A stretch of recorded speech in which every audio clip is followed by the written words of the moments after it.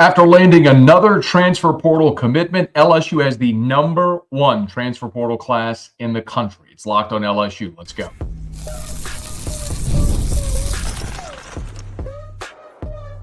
You are Locked on LSU, your daily podcast on the LSU Tigers. Part of the Locked On Podcast Network, your team every day.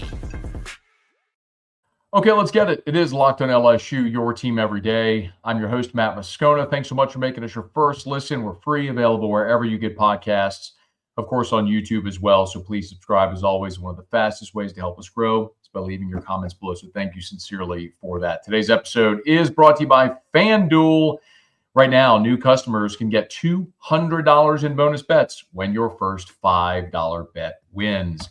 What a heater Matt McMahon and his staff are on right now in the transfer portal. Another addition we'll talk about. The Tigers now with the #1 portal class in the country. We'll also talk a little baseball as the LSU baseball Tigers Thursday get their 3-game series started against OU in Norman. We'll give you a thumbnail preview of that. So here's what I want to do. I'm going to break up the basketball talk into 2 segments. I'm going to start here by giving you a little bit of a thumbnail of what LSU has done so far, who they've acquired, who they're still targeting, and then I'll come back and give you an opinion on how they got here and what this all means. But ultimately, what I want to start with is asking you a very direct and non-rhetorical question.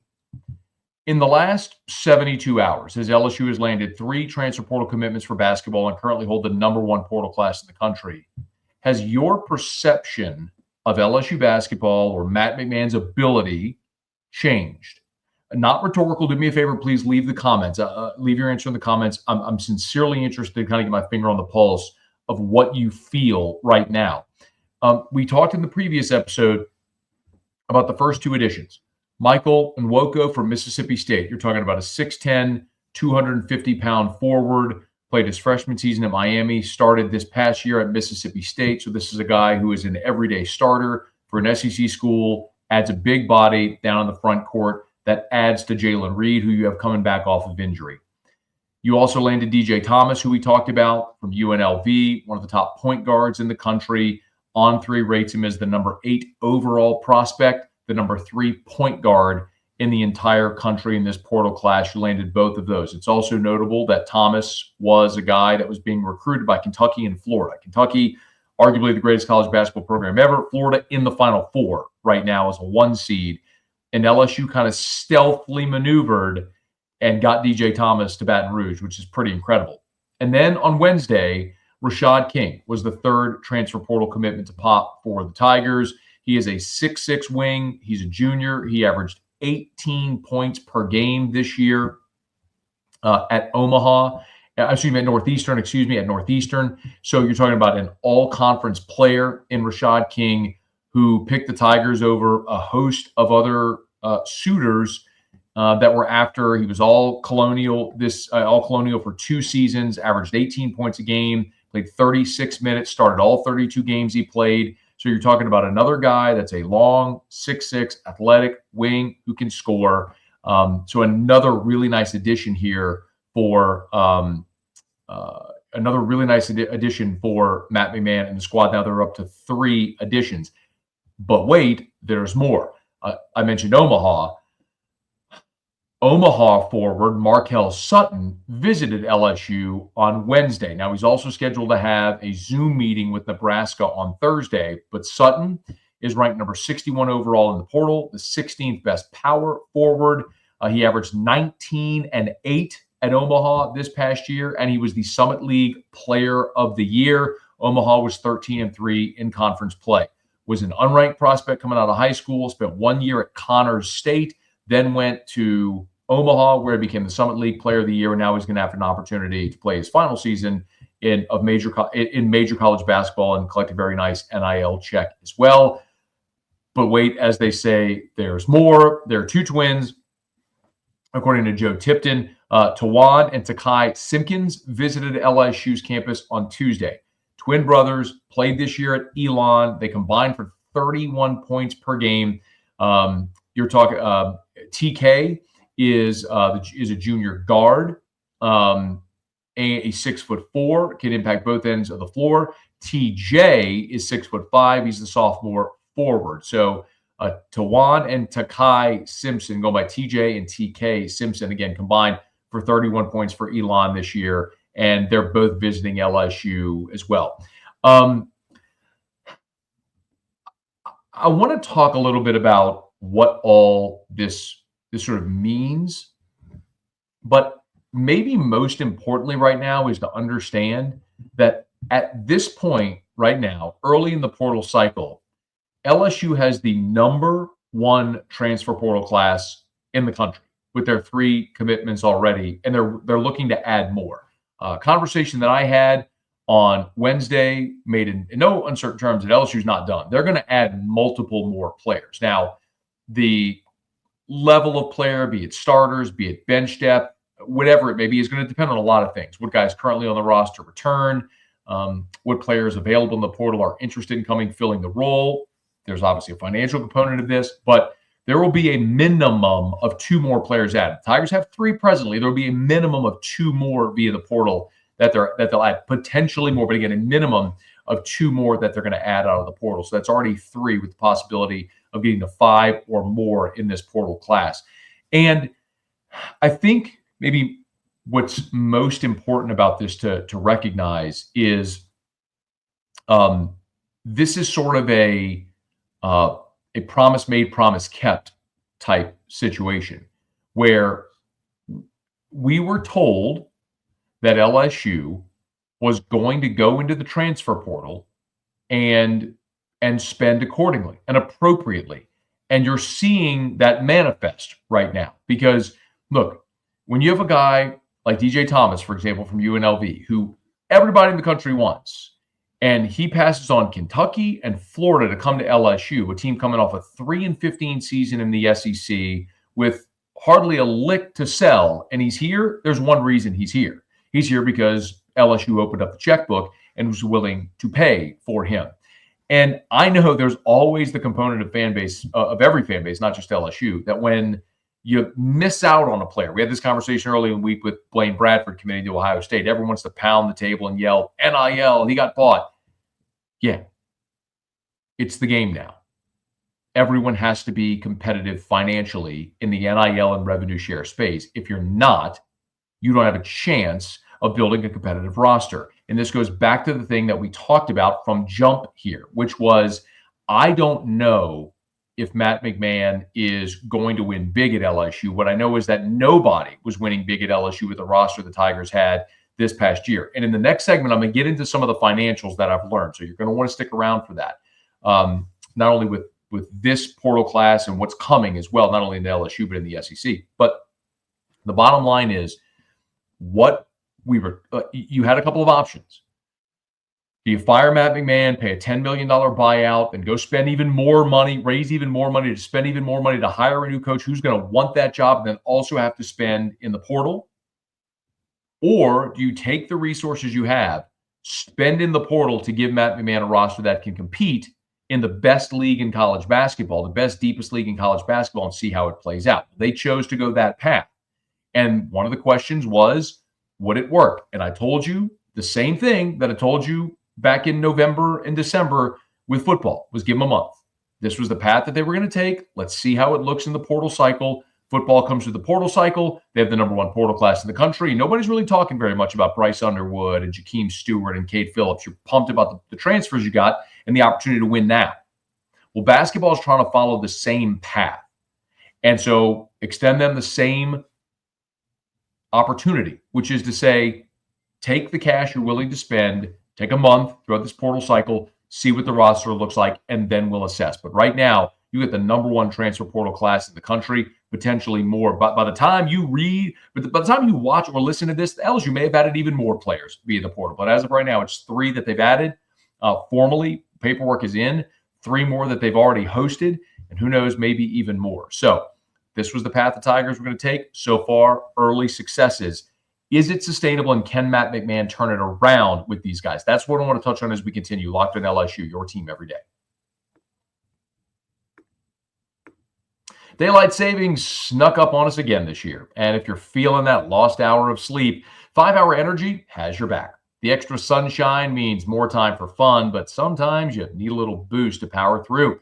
Whether you're staying up late to watch the NCAA tournament, you're squeezing in a round of golf after work, or you're just trying to keep up with your busy day, 5 Hour Energy gives you that quick, refreshing pick-me-up whenever you need it. Hey, basketball madness is going on right now. Staying up late watching all the tournament action. 5 Hour Energy will help you through your next day. Maybe find your favorite flavor. Maybe it's Tropical Burst. My personal favorite is Extra Strength Grape. You can head to 5hourenergy.com and find over 15 flavors to choose from. Watermelon, blue raspberry, peach mango. You can even build your own 12-pack or 24-pack and have them delivered right to your door. And if you need one now, grab a 5 Hour Energy shot at your local grocery or convenience store. They are everywhere. Stock up today and stay energized with 5 Hour Energy. So I asked you the question at the beginning of the show, and I would love your response. Do you feel different today about the LSU basketball program than you did 7 days ago, 5 days ago? Now that you've added 3 portal players and currently have the number 1 portal class in the country, and certainly the possibility and likelihood of adding even more. Now, I have produced daily content for the LSU audience for 15 years. I feel like I have a really good finger on the pulse of this fan base. It's literally what I do professionally, is produce content for you. And I know where this fan base was at the end of the basketball season. And typically it's where LSU fans go with basketball. You're related. By the way, I'm in this number 2. I'm not pointing the finger. My hand's in the air. I mean, I'm an LSU alum. I grew up loving LSU. I feel like I can give you objective, unbiased opinions. When I think they're good, I'm going to tell you. When I think they're bad, I'm going to tell you. But I can also give you the perspective of a fan. So I'm in this number as well. Tigers win, elation. Tigers lose, apathy. There is no in between. You don't have this angst and anger among the fans like you will for football or even sports like baseball when things aren't going well. And what's interesting is in the final month of the season, as things were going very badly for Matt McMahon's squad, you started to hear this groundswell of the fan base wanting Matt McMahon fired. And in some respects, I think that's really good because it shows a level of give a darn. But I've continued to say about McMahon something that's not been very popular with some of you. But Matt McMahon has been a good coach throughout his career. At Murray State, he won 75% of his league games. He made the tournament 3 times. It would have been 4, but for the COVID year. So he's proven he can coach basketball. Like he didn't forget how to coach basketball. Now, just because you're a good coach doesn't mean it's going to work in every situation. We see successful coaches all the time struggle in different scenarios. Rich Rodriguez had West Virginia on the doorstep of a national championship game, goes to Michigan and falls flat on his face. It happens. So I'm not definitively saying Matt McMahon's going to be awesome at LSU. What I'll also fairly say is that he hasn't had a roster capable of competing. And yes, you could point the finger and say, well, why isn't he recruiting better? Why isn't he fundraising better? And all those, I think, are very valid questions and criticisms. But you also don't have the resources. LSU spent $1.8 million on this season's basketball roster. That was at the bottom of the league with South Carolina. Well, guess who were the 2 teams that finished at the bottom of the standings? LSU and South Carolina. You got to spend to win. How did Auburn, which has no basketball tradition at all outside of Charles Barkley, how did Auburn become the number 1 national seed? They paid Bruce Pearl a ton of money. They built a new arena, and they spent $8 million on this year's roster. Okay.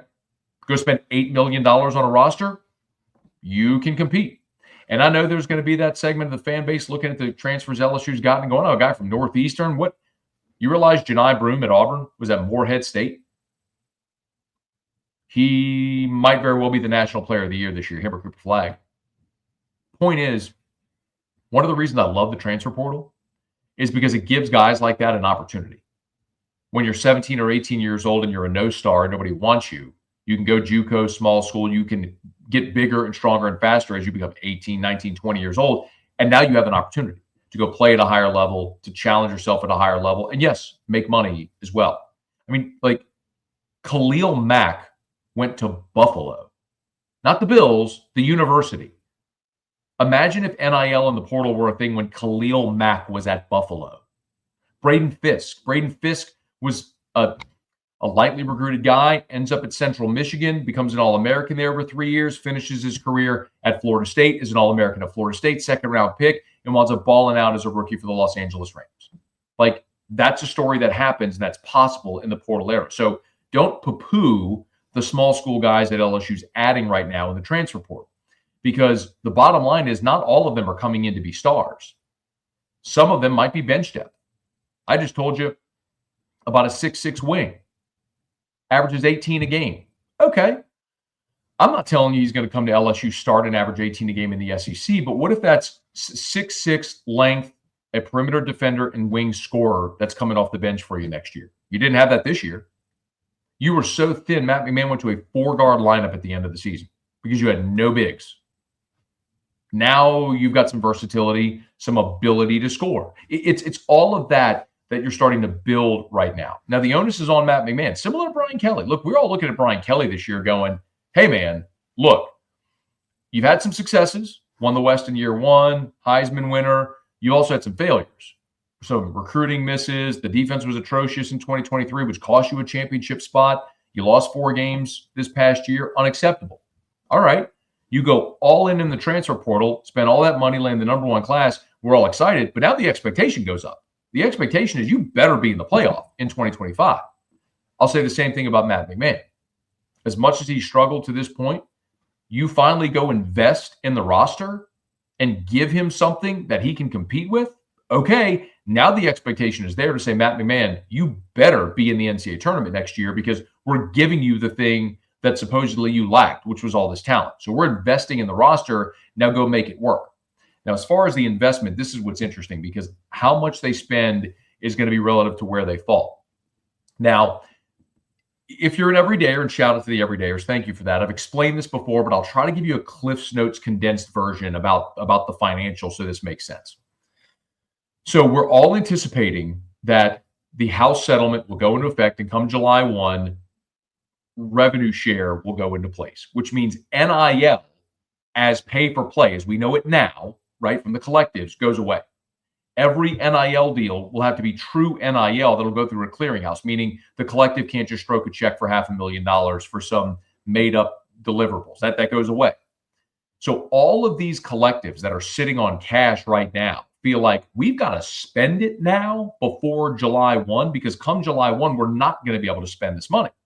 So they're all dumping. So LSU's influx of cash at the time it came was advantageous timing-wise because it's just in advance now of revenue share coming into play. I hope that makes sense. So the point being, you're looking at the top rosters in the SEC for the season that's going on right now, in that Auburn in that $8 million range. Some of the information I've been able to get is that the top teams in the league for 2025-26, next basketball season, are going to be in the $10 to $12 million range. Now, LSU's not going to be there. They're not going to be at the top of the league, those ones spending that much. But what I have been told is that LSU will more than double their budget. So if they spent just shy of $2 million, it is fair to say LSU is going to go over $5 million for this next year's budget for the basketball program. Combo of NIL and rev share. How high does that number get? That I have not yet been able to determine.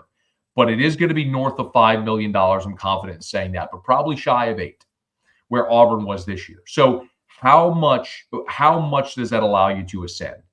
Best information I have, teams like Missouri, Vanderbilt this year, which were tournament teams, were in the $5 million range. So if you're spending comparable with those, you should be a middle of the league type team next year. That should, in a league where 14 teams just made the NCAA tournament, that should get you in the big dance. And conceivably, Matt McMahon then, if he's a good coach, should be able to elevate that talent to maybe make a little bit of a run. So we'll see how that goes.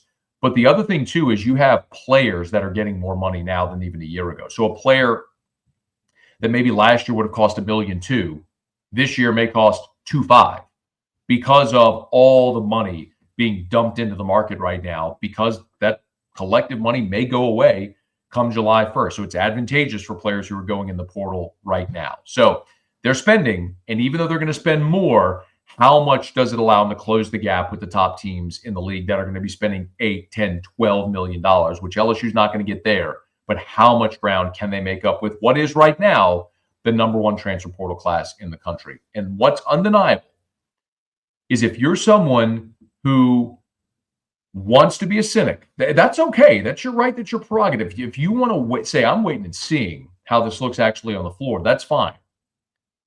But we can all acknowledge that the plan was go spend in the portal.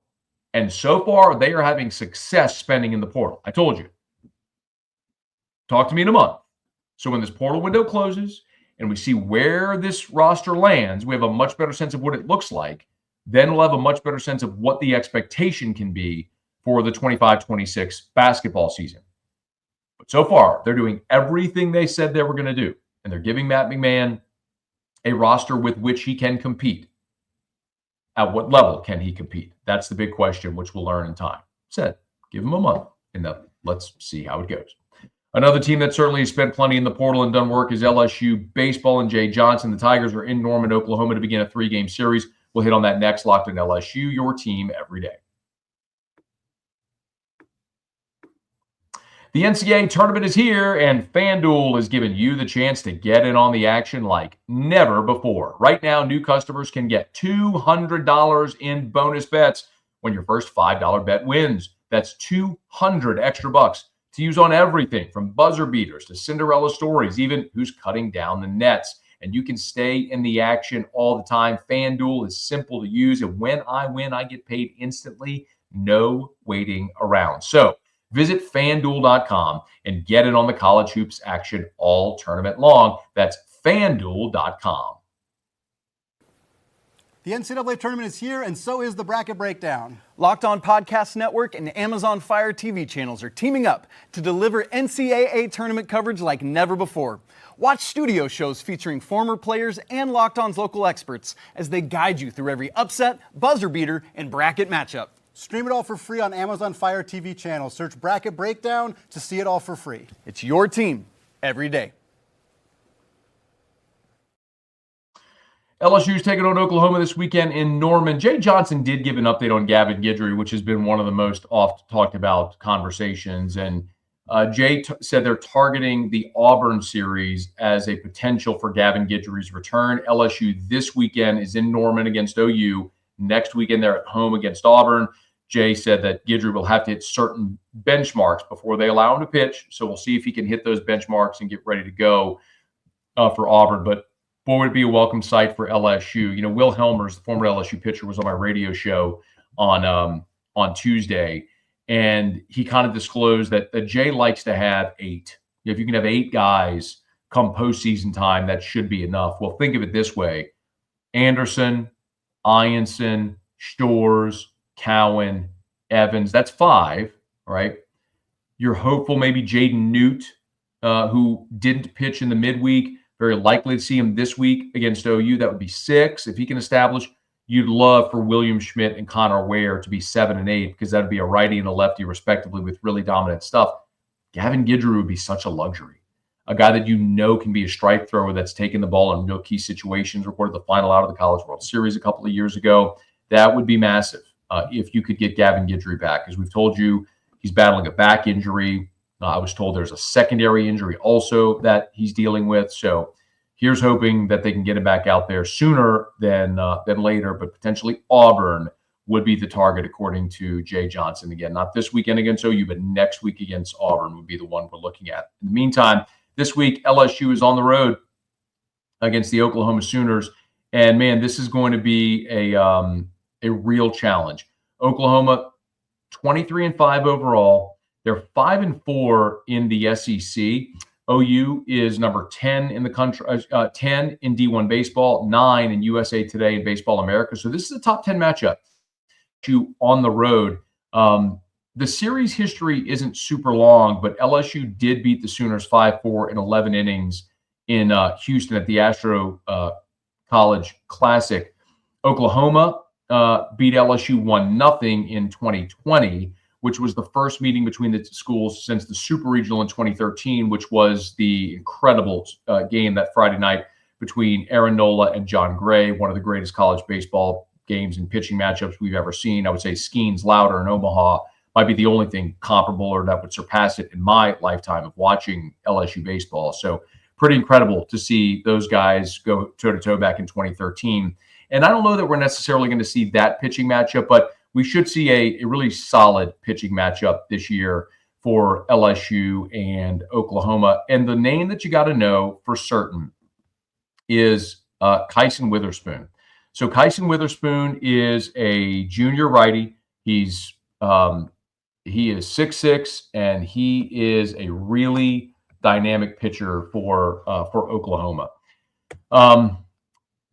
As a matter of fact, D1 Baseball last week put out their list of the top pitchers in college baseball. And forgive me, I said 6'6". Witherspoon's 6'2". Forgive me, I was looking at the wrong stat line. He's 6'2", 207 out of Jacksonville. And he's a collegiate USA Baseball collegiate team member. And they rank him, does D1 Baseball, as the #1 pitcher in all of college baseball this year. So you're talking about a dude with legit #1 stuff. And so far on the season, he's thrown 39 innings. He's got a 2.31 ERA. He has struck out 64 to just 10 walks. So for perspective, 64 strikeouts to just 10 walks in 39 innings pitched. That's about a strikeout and a half per inning pitched, which is kind of amazing. However, did lose his last 2 starts against Mississippi State and on the road at Alabama. Bama had a lot of success against him. He went just 4 innings, gave up 4 runs on 5 hits, struck out 6, but walked 3. They got through to him. And Mississippi State just scratched across 2 runs against him, but the OU bats went quiet. So that's going to be the odd thing about this OU team. They can really pitch it, but offensively, they're just a little different. They're going to be very active on the base pass, even more so than, say, Kentucky was a year ago. They're the typical get them on, get them over, get them in. They're going to try to bunt their way on. They're going to be active on the base pass. They're going to steal bases. They're going to test Luis Hernandez behind the plate, and they're going to try to put a lot of pressure on the LSU defense. The OU team batting average is just 298, which is not great, but they have a cumulative staff ERA of 4.22, which is 9th in the SEC. So they're 10th in batting average, 9th in staff ERA. But again, their opponent batting average is at 245. They have some real swing and miss strikeout stuff. So Kyson Witherspoon, the righty, we'll see against Cade Anderson very likely on Thursday. That'll be a really interesting matchup. Sooners are led at the plate by infielder Jackson Walitis. So he's hitting 312 on the season. So something worth keeping an eye on as we head into this weekend. But Cade Anderson against Kyson Witherspoon is the matchup to watch on Thursday. And we're looking forward to having a full recap right here on Locked on LSU for each of the 3 games this weekend series with the Tigers and the Sooners. So, again, if you're listening or watching right now on demand, make sure you get to the Locked on LSU YouTube channel, subscribe, and hit the bell so you're notified when we go live. Because as soon as LSU and OU go final, we're live on the Locked on LSU YouTube channel, giving you live reaction and taking your interaction as well. So be sure to join us. Hey, thanks so much for making this your first listen every single day. Now for your second listen, how about you go check out Locked on College Basketball? Be the most informed college basketball fan throughout the madness. Find Locked on College Basketball on YouTube or wherever you listen to podcasts. Hey, thanks for making us your first listen every single day. If you are on podcast, please subscribe on your favorite podcast app. Rate us, leave a review if you're on YouTube. Smash the like button, subscribe to the channel, hit the bell so you're notified whenever we post a new video, and let a friend know if they love the Tigers. We got you here every single day for Locked on LSU, your team every day.